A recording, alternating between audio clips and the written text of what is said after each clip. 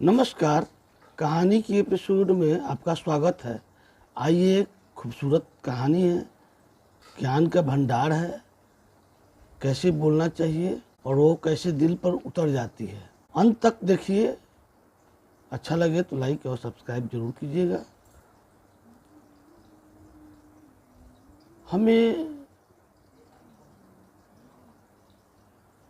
सीख मिलती है कि मनुष्य की असली पहचान उसके पद धन से नहीं बल्कि उसकी वाणी व्यवहार से होती है।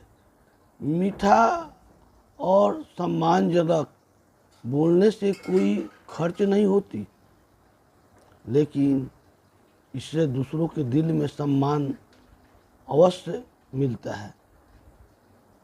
इसलिए हमेशा हमें विनम्र मधुर भाषा का प्रयोग करना चाहिए।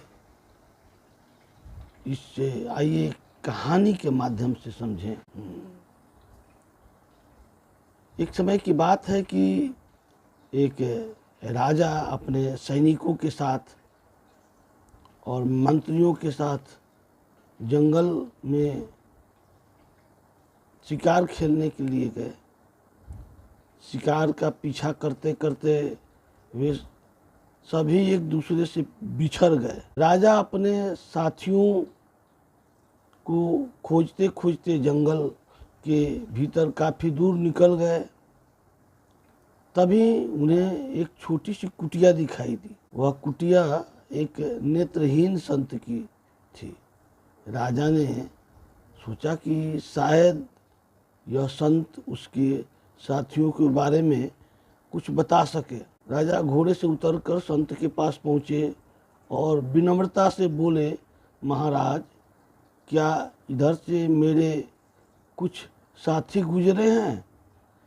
नेत्रहीन संत ने शांत स्वर में उत्तर दिए, महाराज, सबसे पहले आपके सिपाही यहाँ से गुजरे थे, उसके बाद आपके मंत्री जी गए और अब आप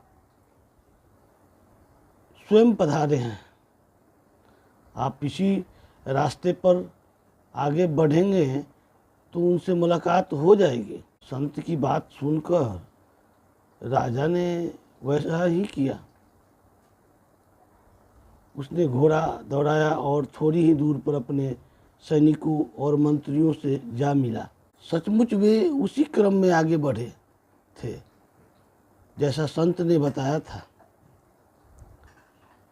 यह बात राजा के मन में बार बार घूमने लगी कि एक नेत्रहीन संत को यह कैसे पता चला कि कौन सिपाही है, कौन मंत्री है और कौन राजा है। जब राजा अपने साथियों के साथ वापस लौट रहा था तो उसने निश्चय किया कि वह संत से इस रहस्य के बारे में अवश्य पूछेगा।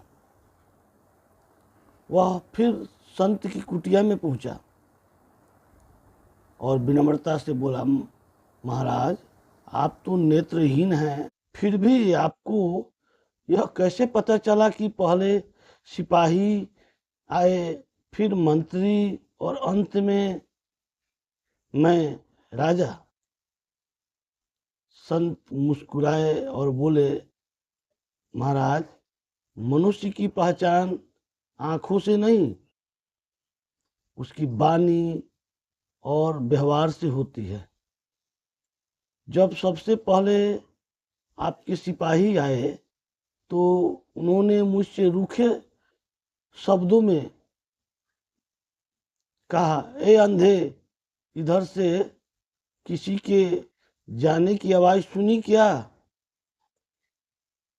उसकी भाषा में न सम्मान था और न संस्कार। इसलिए मैं समझ गया कि वे छोटे पद वाले सिपाही होंगे। संत ने आगे कहा, उसके बाद आपके मंत्री आए। उन्होंने मुझसे कहा, बाबा जी, क्या इधर से कोई गया है? उसकी भाषा में थोड़ी विनम्रता थी। इसलिए मैं समझ गया कि ये उच्च पद के होंगे।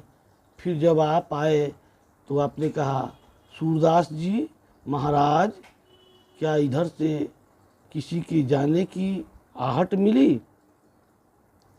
आपकी वाणी में सम्मान और आदर था, इसलिए मैं समझ गया कि आप ही राजा होंगे।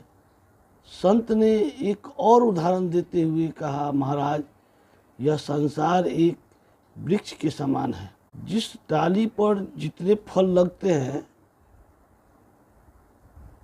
वही झुक जाती है। उसी प्रकार जो व्यक्ति जितना महान गुणवान होता है वह उतना ही विनम्र होता है। राजा संत की बुद्धिमत्ता और अनुभव से बहुत प्रसन्न हुआ। उसने अपने मंत्रियों को आदेश दिया कि संत की जीवन व्यवस्था राजकोष से की जाए ताकि उन्हें किसी प्रकार की कठिनाई ना हो। इसके बाद राजा आदरपूर्वक संत से विदा लेकर अपने महल लौट गए।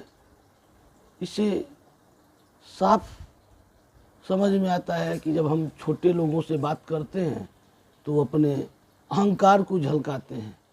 आप किसी ऑफिस में चले जाइए, वहाँ के पीएन से मिलिए, वो बड़ी रूखे ढंग से बात करते हैं। जब पीएन से बढ़ के आप क्लर्क के पास जाते हैं, बाबू के पास जाते हैं, थोड़ा सम्मान से बात करते हैं। लेकिन जब उसके उच्च अधिकारी से मिलने जाइए, बहुत विनम्र ढंग से बात करते हैं, वो कभी इग्नोर नहीं करते हैं। आप उसी तरह से आप छोटे सिपाही से मिलिए, सिपाही भी बहुत खतरनाक ढंग से बात करते हैं, रूखे स्वर में। लेकिन वही उससे उच्च अधिकारी से मिलने जाइए, वो थोड़ा सम्मान से बात करेंगे। लेकिन उसी जिले के आप एसपी से मिलने चले जाइए, बहुत सम्मान के साथ बात करते हैं। यह उसकी योग्यता को दिखाता है, उसके पद को दिखाता है, क्योंकि उनकी जितनी ज्ञान होती है वह उसी के अनुरूप अपना रिफ्लेक्ट कराते हैं। यह कहानी अच्छा लगे तो लाइक कीजिए, सब्सक्राइब कीजिए। धन्यवाद।